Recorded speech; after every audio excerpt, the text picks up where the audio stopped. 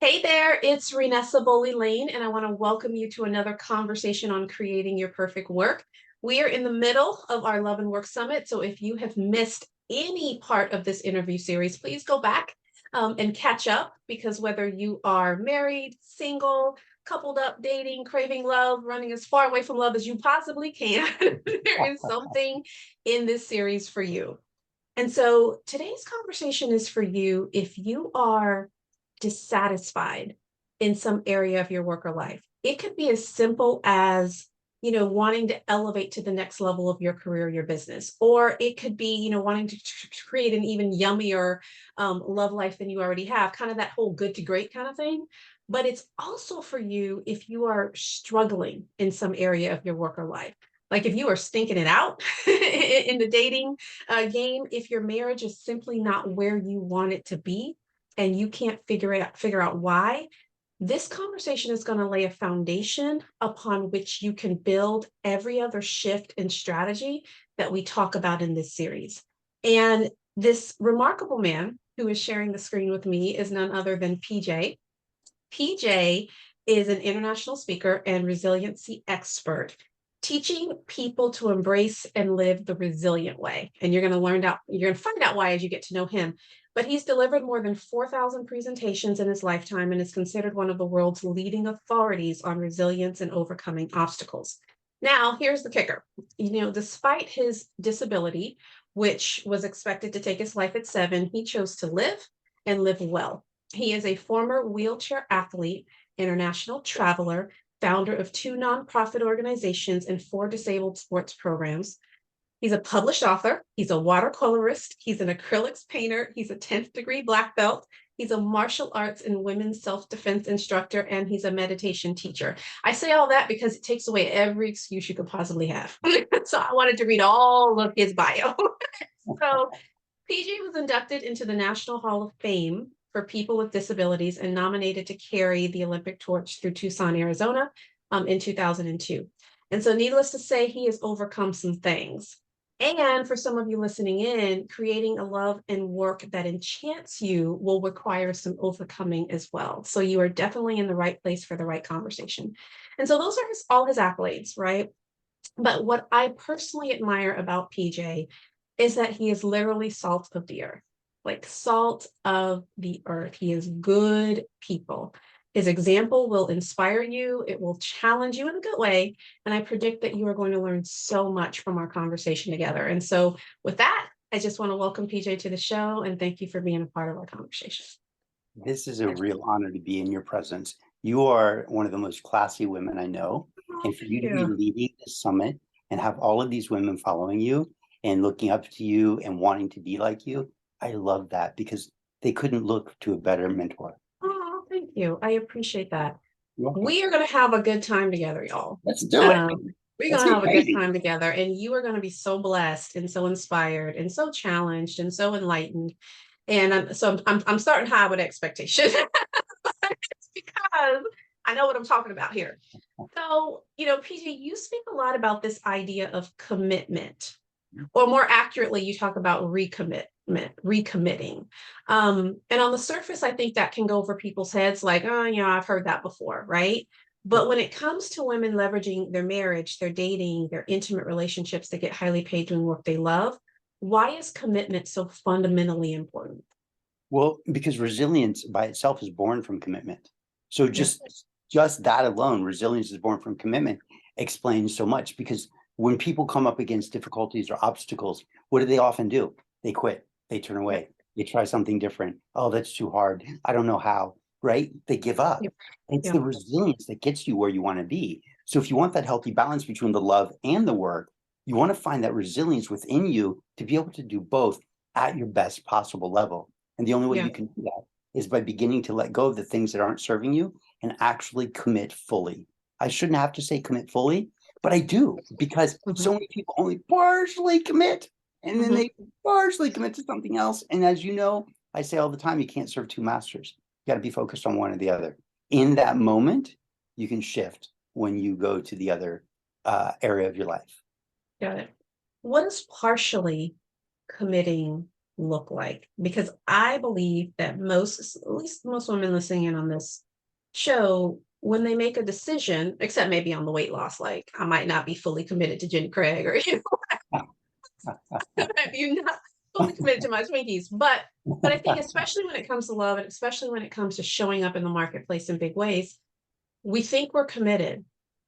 And if someone were to ask us, we'd be like, yeah, of course I'm committed. Now I might not be getting the results I want, or whatever. So how do you distinguish between being fully committed to something and being partially committed? If you're not getting the results you want, you're not fully committed.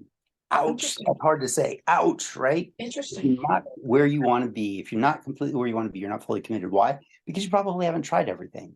So many times I hear people say, oh, I've tried everything. Have you? Because I Yeah. guarantee you've tried everything that you're willing to try. And have you Mm, actually fully committed to that? Right? Or have you only tried the things that maybe, in your defense, maybe you've only tried the things that you could think of? So have you mm, actually tried everything? And the chances are no. Why? Because we could go out right out on the street anywhere and say, hey, this is my situation, my problem. Do you have any ideas? Like, what would you do? How would you handle it? How would you advise somebody else to handle it? And I guarantee, like, you're going to get at least one or two ideas that you hadn't thought of before. They're not all going to be good, right? yeah. But the fact is that if we're not where we want to be in our life, it's because we've quit somewhere, we've taken a delay, we've procrastinated, we put it off. And when you're fully committed, resilience is born. And so you keep moving forward. Hmm. Resilience gives you the ability to keep moving despite the adversity. And Hmm. unfortunately, so many times when we experience that resistance, that fear, that worry that I'm not where I want to be, that confusion, we stop and we step back instead of saying, hey, how can I help? Let me give you a perfect example. When I first started running my own business, I've been speaking since I was 7 years old, but I was being offered to be on John Lee Dumas's podcast. John Lee Dumas is one of the biggest podcasts in Yeah. the world. On Hmm. fire, right? He's a personal friend of mine, but I was way too, for lack of a better word, I was way too young or too green in my Yeah. entrepreneurial field to Yep. actually go on the show. Hmm. So when this just, I have chills on my spine. This is the worst feeling. The day that my interview went live, I didn't have a website up. Hmm. And he reached out and he was like, what are you You're doing? welcome. Here's your website. Where is this? Like people are calling me and saying, hey, I can't find, PJ's site. It made him look bad, made me look bad. And the reason that I say that this is the perfect example is because I didn't want to quit, right? So I was being resilient and trying to figure out how to build a landing site all by myself. I didn't really know how. I was trying to figure it out. I couldn't figure it out. I didn't know like the language I should put up Yeah. there. I didn't have videos completed or they weren't uploaded yet. Like there are all these little, like I just needed 24 hours and it would have been okay. But why didn't I ask for help? Because I Yeah. did everything that I thought I could, but I Hmm. wasn't where I wanted to be. I very simply could have picked up the phone, called a friend of mine here in Tucson who's brilliant at business, understood it much better than I could. He could have helped me have it done in like 2.5 hours. But I didn't. Right. I didn't ask for help because I thought that I had to do it myself. The problem is Hmm. we have to do it ourselves. We're committed, but we're Yeah. only committed to one direction, right? And we're not fully committed to the wholeness of how can I get this done? In my life, because I'm Hmm. physically disabled, I have to ask for help all the time. Hmm. And so to be fully committed, for me to get from point A to point B, for me to get what I want in my life, I have to often ask for help. And I didn't do it in that time. And Yeah. I'll bet the people that are listening sometimes get on that track where they like, I have to do it myself. Really? Or could you set it down and step back and go, okay, how else could I do this? Because the Yeah. moment we put something down and step back, take a breath, and then we look around, we go, okay, maybe there's some other alternatives. When we're so close to it, we don't Hmm. realize what our options are when we get singly focused. We think that that's resilience. We think that that's commitment. And it is, the intention is commitment. The spirit is commitment, but the application is not commitment. The Hmm. application of commitment is stepping back and opening up the doors for new alternatives. Yeah.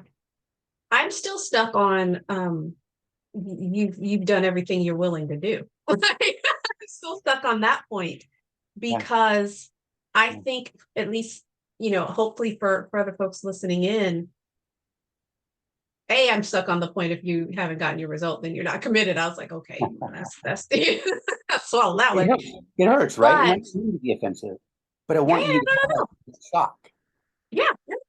that's absolutely appropriate.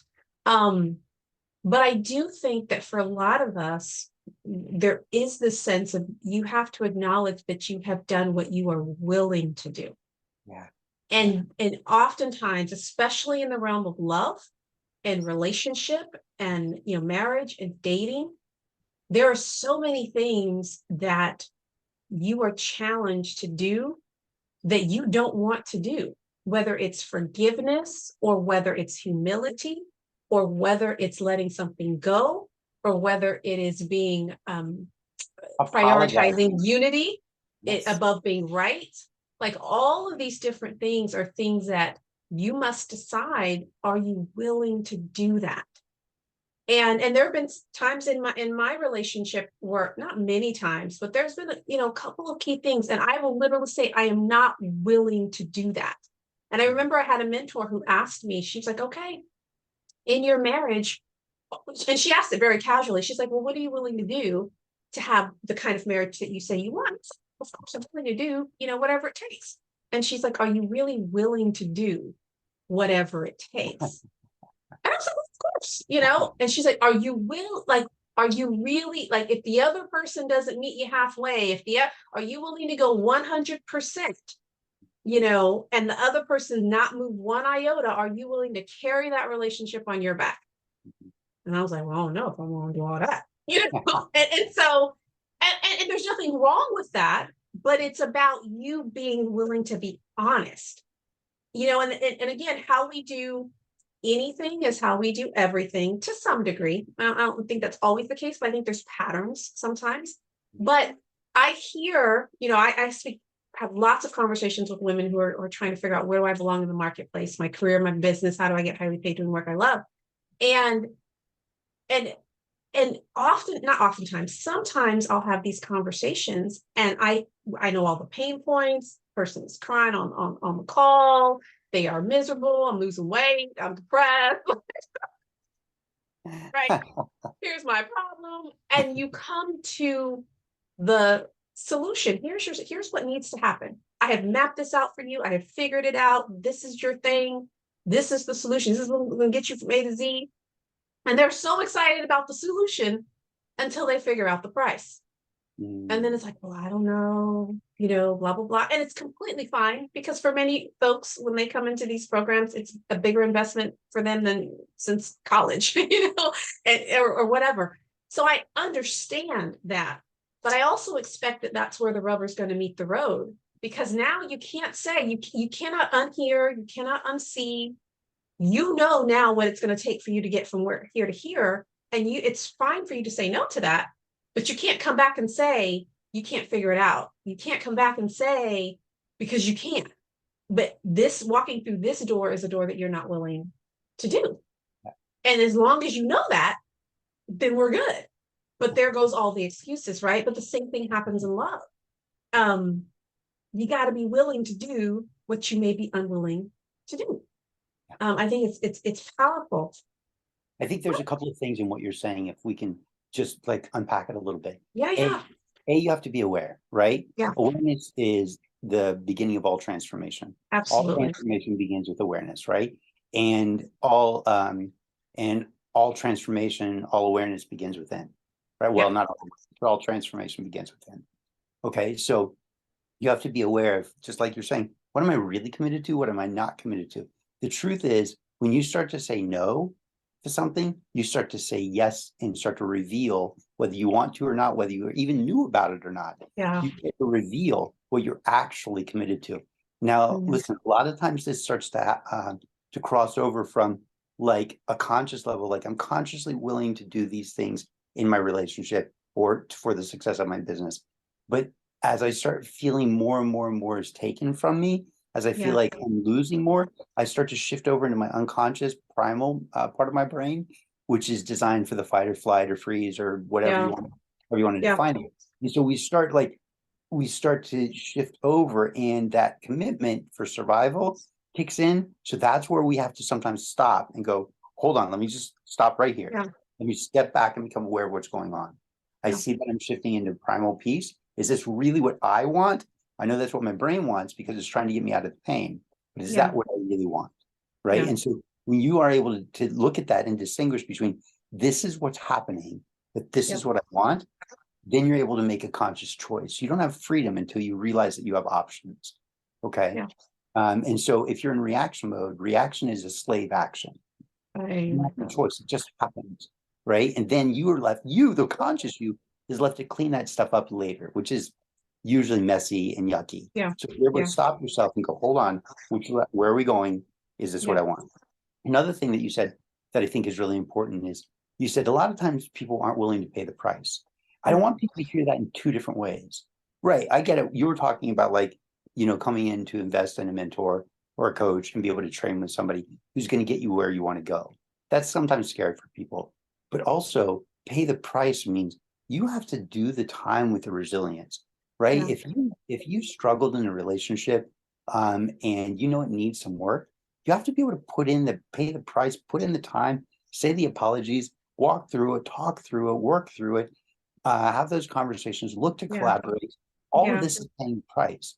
If you Hmm. don't do that, you're going to pay the price. Yeah. It's usually a price that you don't want.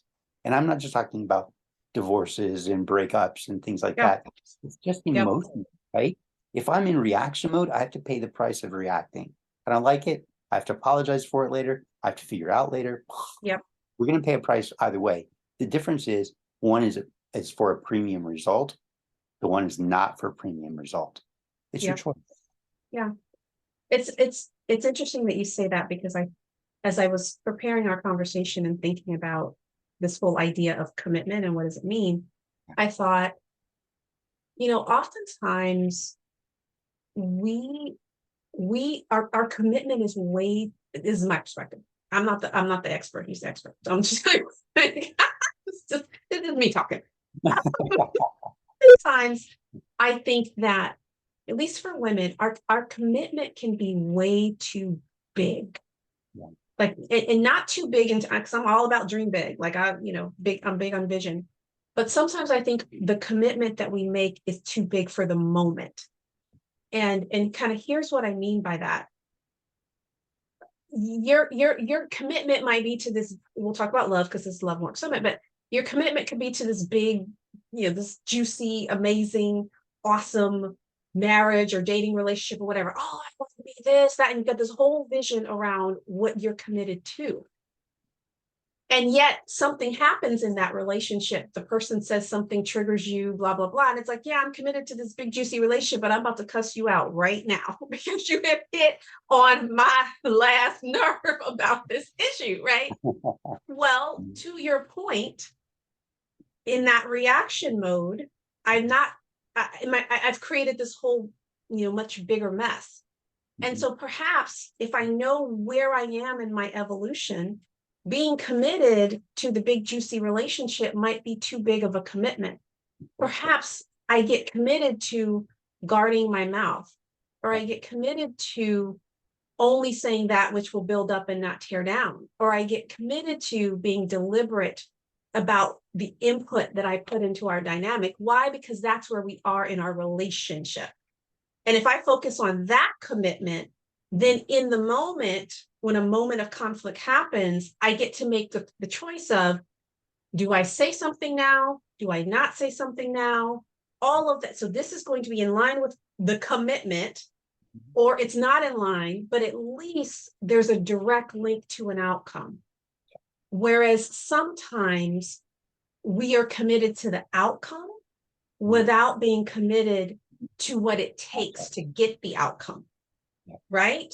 Whether it's health and I'm committed to, being this fit, fine, fabulous, whatever, but I need to be committed to 64 ounces a day, and for some of us, especially because we're so conditioned to go big or go home, that the commitment is so big, and then we get hard on ourselves for not being able to hit it, but it might be too big for the moment for where we are in our evolution.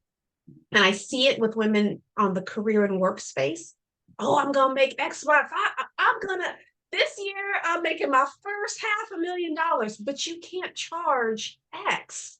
Like we got to work on just charging more, and then we can get to $500,000. And so that whole idea of commitment is about being very intentional and deliberate about what that looks like. So It's about what are you willing to go through? What are you willing to face?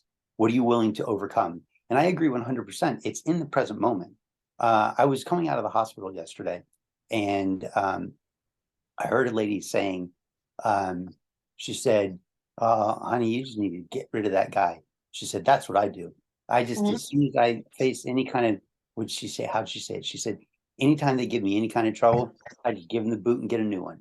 I was like, there's Oh, about zero resilience there, and there's a ton of blame, right? mhm, It's all about his fault. He's giving me problems, so I'm gonna kick him to the curb, and then I'm gonna go get a new man, yeah. right? Well, why would you go get a new man?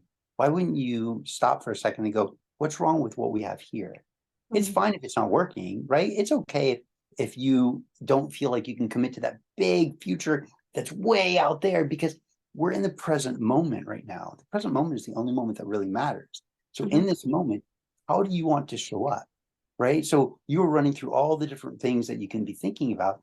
And one of the things that we can think about is, okay, in this moment, what is the value that I want to show up with? mhm, What are my values? If I know what my value is, then how do I want to enact that? To me, authenticity is the noun, integrity mhm, is the verb. Authenticity is what's true inside of me, and integrity is how am I going to live that truth? And in this mhm, moment, if I'm in reaction, I'm committed to self-preservation. And I might stop for a minute and go, hold on, back up and look at that and go, what's my real value? My real value is kindness. My real value is love. My real value is being gentle. My real value is being honest, but not hurtful. Okay, how do I want to adjust this? My way I'm communicating, how do I want to adjust and step back in so that I feel like I'm operating from my highest possible level in that moment? What am I truly committed to? Right? Again, what am I truly committed to? Not what is my unconscious mind committed to? A lot of times you'll hear me say, when I'm referencing the unconscious mind, I refer to it as it. And often mhm, I'll say, we just get that, the mind just won't stop chattering and won't like stop ruminating on the struggle or the suffering and the difficulty that we're having in our personal life. So it comes into our workplace and we just can't seem to be 100% committed to work because I haven't resolved that stuff in my head. And so when that rumination happens, we just want to say, shh, it, because that's all the unconscious mind is doing, is giving you it, right? mhm, Forgive the language, ladies, but that's sometimes what it does. So this is why when you hear me say, I want this, I step back and I go, hold on, this is me. This is my truth. My mhm, truth is this is what I value. This is how I want to show up in the world. This is who I want to be. This is how I want to communicate. What I was doing over here, I do not like this. This doesn't feel good to me. I know it's not feeling good to you. How do I fix that? Step back, mhm, take a breath, identify who I am, who I truly am, step back in with that integrity. Again, the verb, how am I going to show up in my truth in this moment? mhm. How do we kind of process who we are? Because you talk about how you show up. Yes. And I think for many people, how they show up, how we show up, I'll speak in the we, how we show up can be contingent on how somebody else shows up, Yep. right? Yes. And and that becomes an scapegoat, for not showing up at the highest, not being committed to the vision or the version of yourself that you say you're going to be in the world. But I think it's a slight distinction, and it's difficult though, Yep. because sometimes folks can feel taken advantage of, or if I'm going to love despite the situation, or I'm going to love even though you didn't apologize, and all of these other kinds of things which happen in relationship. At the end of the day, though, we cannot be at the mercy of someone else's ego trip, or we cannot be at the mercy of someone else's journey, because different people are at different stages of their own growth at different times. So what advice do you have for women for identifying who they are going to be objectively, Yes. in the world, and then being true and committed to that version of the woman in spite of what might come their way externally? I think that's a really great question. There are really two stages to this. Number one is it start your day with your own values. Start your day in the heart, in the intentionality, in the sensation, the feeling that you want to move through your day with. And think about it not just in terms of how it feels inside of you, but how it feels when it comes out of you. Like, how do Mhm. you want to interact with people? And when you start that way, there's an immediate commitment in the morning that says, this is who I am. I'm going to let go of whatever my brain created overnight and put, a particular thought in my head. And I woke up with a particular emotion. I'm going to let that go because I am committed to this. This is who I really am. This is how I really want to show up. And this is the way I'm going to move forward throughout my day. And then the second piece of that is making sure, oh my gosh, I just tripped over my own thought. Give me a sec. Second piece is making sure that showing up first or committing to yourself in the morning, your own values, and then can you ask your question again? It'll cue my brain. It is how do you kind of identify who you want to be and then be committed to showing up that way, independent of what other people bring Right, to right. the dynamic. Thank you. I appreciate that. Um, and so the second piece is once I show up or once I am who I want to be, we get to recognize that I can either be a free person or a slave. Mm, Only two talk kinds of about that. people in the world. There's only two kinds of people in the world. There are free people and there are slaves, right? The moment that somebody else's life impacts you and you react to it, a reaction is a slave action. So this Mm, is why you start your day in who you are, right? What you really believe, how you want to show up in the world. When you move through your day in this particular way, and then outside forces start to hit on you, you're already primed to catch it early. Awareness is critical. So you don't want to wait until later. You don't want to wait until it's build up, build up, build up, and then you want to react to it, right? mhm. You want to respond to it as early as you can. So whether it's traffic and somebody's cutting you off, and you said, I want to be patient, I want to be kind, I want to be loving, I want to be Mhm. supportive. So you just back off and give them space. You might have Mhm. felt the anger rise up in you, but then as soon as you're aware, because all transformation begins with awareness, as Yeah. soon as you're aware, you can simply ask yourself two questions. I do this all the time, all the time. Like I'll wake up in the middle of the night and I'll have these two thoughts. One, do I like how I'm feeling right now? And two, if I don't, and you never ask that question when you're having a good time, right? The answer is always no. Right. I Yeah, feel like crap. yeah, yeah. You never say, like, if you're laughing and joking and playing and, just in love and everything is wonderful, you never say, do I like how I'm feeling? You say, thank you for letting me feel this. It's a much different thing. So the first question is, do I like how I'm feeling right now? The question is, are the answers no? The second question is always, what would I rather feel instead? What would I rather feel instead right here in this moment? So Mhm. the moment that feeling starts to rise in you and you go, hold on, I can be a free person and make a conscious choice about how I want to feel so I can respond to this situation in a way that's going to make me feel good. Or I can react and feel crappy and have to go and fix it later. Right. Yep. And again, reaction is a slave action. So just these two questions. Okay. Do I like how I'm feeling right now? Nope. What would I rather feel instead? Patient, kind, generous, loving, inquisitive. Okay, Yep. hold on, honey. I understand that you're upset. Can you help me understand because I don't understand where you're coming from? Yeah. Right. And so that desire where you shift from, oh, well, you're not listening to me to hold on, maybe I don't understand where you're coming from. Let me put my thoughts and my ideas and my needs on the back burner for just a moment. And let me come to you and say, help me understand more about where you're coming from. When Mhm. I do that, all of a sudden the other person feels like they can get it out. When they get it out, now they're open and receptive to our perspective. Okay. Mhm. We can't come at each other in the same way.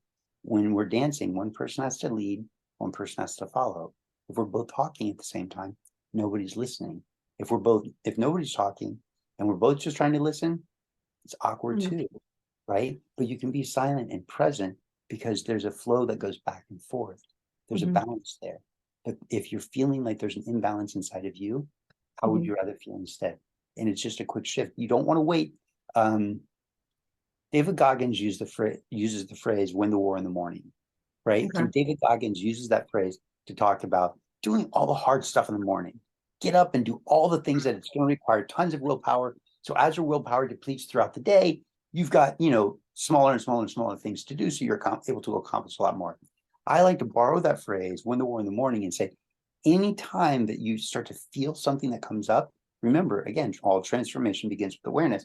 Anytime you become aware of you're not where you want to be, something doesn't feel good, you don't like Mhm. the current situation, win the war in the morning, address it in that moment. Don't wait till lunchtime, dinner, or a midnight snack, because by the time the midnight snack comes, it's a full-blown army that's going to It's overwhelm you. festered. Yeah. And it's going to ruminate, and it's just going to make you sick. Then you're going to throw up on somebody else. But if you're able to handle it early, you can just redirect the energy and we can adjust it straight away. But not everybody's willing to do that. This is resilience, right? Most people are, oh, I'm scared, I'm a little worried, so I'm going to run away because I don't like confrontation. Does it have to be confrontation, or can it be collaboration? Right? Help me understand where you're coming from. Gosh, you just said that, but I'm not sure I understand what you mean by that. Help me understand. Right? Collaboration, confrontation. I don't like when you talk to me like that. Now it makes it a little uncomfortable for everybody. There's not a problem in drawing boundaries, but could we have done something before we needed the boundaries? And it comes back to, again, starting your day. How do you start your day? Who do you want to be? What are you actually committed to? Yeah, I think that's powerful, especially the slave and free analogy. It reminds me of a woman that I know, amazing, amazing woman, and she's very loving. Like she's like her love language, at least the one that she gives, is she gives gifts. And so she's always giving gifts, always giving gifts. She's very just big-hearted and all of that. And so when she has these moments in relationship where she feels taken advantage of, or, unloved or whatever, the first thing she'll be like, well, I'm just not gonna, I'm gonna stop giving, and I'm just gonna guard my this. Like she just goes into this very armored, protected space. And I don't need a man, and this goes, it spirals down. So, and it's all born in hurt, and it's understandable. But her level of giving and her level of community building, it's her superpower. And so the first thing that gets held hostage is her superpower. So she decides, I am withholding this from every other man that walks the earth. You will never get that piece of me. And it wanes down. This will last for a couple months, and then she'll open back up again. Why? Because it is really it's just who she is at the core. Like most people are nice people. She is like, this is her superpower, is making people feel amazing. She's thoughtful and considerate and all of that. Not a wallflower or anything, but she's just really like, wow, you remember that? She's that woman. And so, and we'll often have these conversations like, you can't wall off your stuff, like that's your superpower. And if you choose to shut down that woman, then guess what? The man that you're ultimately waiting for, you will not attract, because the thing that is most attractive about you, you have locked away in a tower and thrown away the key. And so that there goes that slave thing, but we do that. We're like, well, I'm not, I'm stonewalling, I'm not speaking, I'm not giving ideas, I'm not like, we shut down, and we'll be polite or we'll be whatever. And we do it in the workplace. Well, I'm no longer doing this for coworkers and blah, blah, blah, and all of this. And we think we're hurting people. And we are, to a degree, because we're depriving the world of, our gift.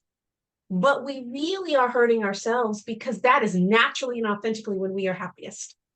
And everybody's got their thing as to, man, when I'm in this space, it is where I shine. I'm happy, I'm authentic, I'm healthy. And then you shut that and you suppress it down. And the person who is most affected by it is you. Yes. And so it goes back to that slave idea of, am I committed to being the absolute best version of a woman that I have decided to be? Yes. Yes. And that woman can attract all kinds of abundance. May not come from this man, may not come from this, I might not be reciprocated, directly. I might give to you, you might not give to me, but that it'll come from someplace else. And so the saddest thing is when folks shut down the very best part of them, because we're more committed to protecting and guarding our heart, or feeling right, or feeling justified, than we are to being the queen and standing in that space in all of its juicy, yummy, whatever, because that's how you live life. Yeah, absolutely. Love it. One of the things too that you're saying is that what you're really referencing is how people go from 0 to 100. And they miss the micro steps in there, right? So anger is a secondary emotion. Many people don't know that. Many people know that, but they don't necessarily know what that means. So when I say anger is a secondary emotion, what this means is that there are all kinds of other emotions that arise prior to the anger. Now you could be like, I go from 0 to anger instantly. You Test. do, yeah, right. Because there are all these little micro movements inside of your psychology that occur. Why are you angry? I'm hurt, I'm embarrassed, I'm disappointed, I'm scared, I'm confused, I'm whatever the multitude of emotions are that happen prior to that. If you're aware of those starting to rise in you, then all of a sudden you can shift quicker and you can say, hold on, I know that my normal routine is to go from 0 to angry, but let me back up and let me try something different. I'm starting to, whatever the biological reactions are in your body. Are you tensing your jaw? Are your hands getting sweaty? Is your heart starting to beat? Do you feel cold? Do you feel flushed? Do you feel hot? Is your mind thinking about like fighting? Whatever is happening, these are indicators ahead of time that you can go, okay, hold on. And again, this comes back to awareness, right? Hold on. I know that I'm starting to go down a route where I'm going to be upset. So let me adjust sooner. What am I feeling right now? I'm feeling irritated and confused. What comes a little bit before irritated? Because irritated is pretty close to anger, right? Well, I'm irritated because I feel like this person isn't listening to me. Oh, okay. So what is it that you need? Well, I want them to listen to me, right? So your brain will go through these if you train yourself to be aware. If you just go, okay, well, what's going on? Why am I feeling this? What is it that I need in this moment? And then um, you can control the expression that comes out of you. But when we lose that control, then all of a sudden we're in that reaction mode. We've gone from free person to slave, right? And we can shift right back to free person and instantly, as long as we get control back. But when we go from 0 to 100, we lose that critical part of ourselves that you're talking about, the part that we really feel good in. And we want to stay in that as much as we possibly can. The other thing is when you're in that state, and the state of being in that superpower, in that place where you feel really good, then you can use that to identify the level of standards that are acceptable and the level of standards that are not acceptable within a relationship, whether it's a business relationship or whether it's a personal romantic relationship. You're able to catch those sooner. And so you don't have to find yourself involved in a relationship that has this terrible breakup. You're able to address the situation and transition into a healthy relationship because of the dialogue and conversation that you've had, or transition out of a new relationship sooner. Why? Awareness. Because you're willing to talk about it, because you're showing up in your authenticity and you're operating from that integrity. You're coming from that real truth. And that feels good. Mother Teresa said one time, somebody said, Mother Teresa, how much should I give? And she said, give until it hurts. I adamantly disagree. I love Mother Teresa, but I 100% disagree. Do not give until it hurts. And ladies are notorious for this. You give and you give and you give and you do and you do and you do. And stupid dumb boys just take advantage of it. They take advantage and they don't appreciate it and they don't contribute back. And you just keep giving and giving and giving. And that resentment level goes up. So I say, on the other, contrary to Mother Teresa, she said, give one until it hurts. I say, give until it feels good, until it feels really good. And then stop giving, because the moment you give past it feels really good, then all of a sudden it feels like it doesn't feel good anymore. Interesting. That's an interesting way of looking at that. That's an Yeah. interesting way And I what like that. happens then within relationships is you can give until it feels really good. And then you're able to say, well, you know what, that doesn't work for me. So I'm going to say no tonight. Thank you for the invitation. Or, yeah, that just doesn't feel right for me. Because what I you're like doing that. is you're focusing on what feels good to you. And then as soon as that starts to the boat starts to rock a little, you're able to go, this doesn't feel quite right. We're not stable. Let's adjust this inside myself or collectively. I love that. I love that. Good. The last question I have for you, I really like that. Give until it feels good. That's a great tipping point. It's a great measure because we all know kind of where that plateau happens. Um, and you're like,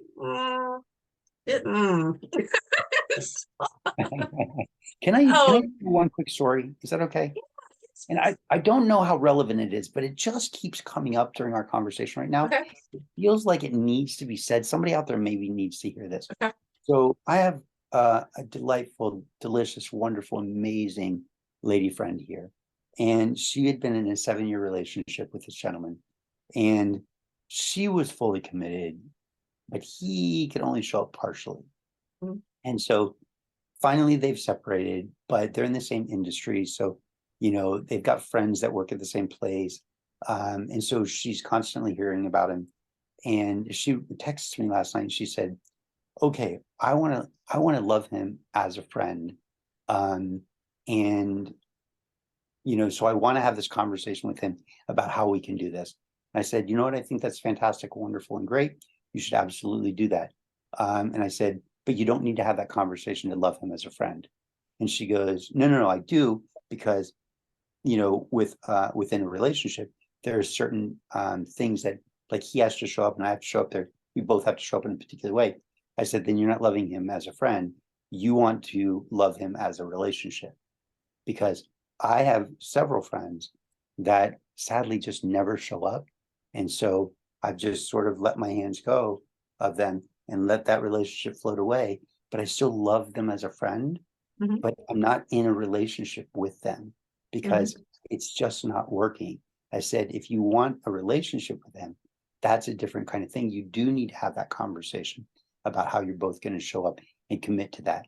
But if you just want to love him as a friend, then love him as a friend and don't expect anything back. If you're in a relationship and there's expectations, then you have to have that conversation.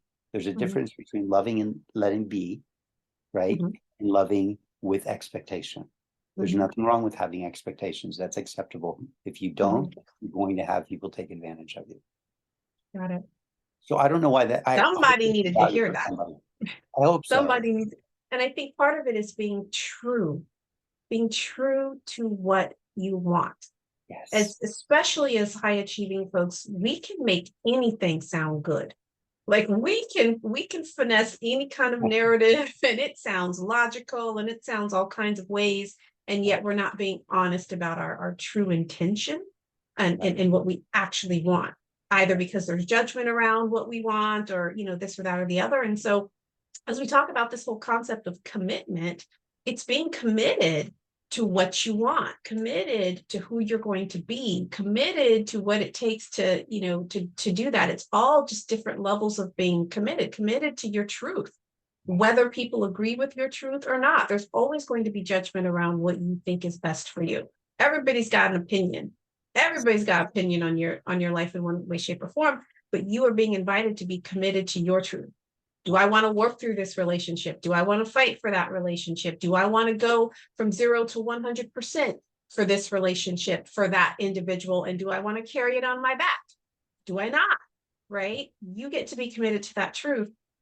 And there's a tremendous amount of courage that it takes to do that. Yeah. So all of the things that PJ's talking about in terms of resilience and all of that, at the core of it all is the courage to say, this is what I want.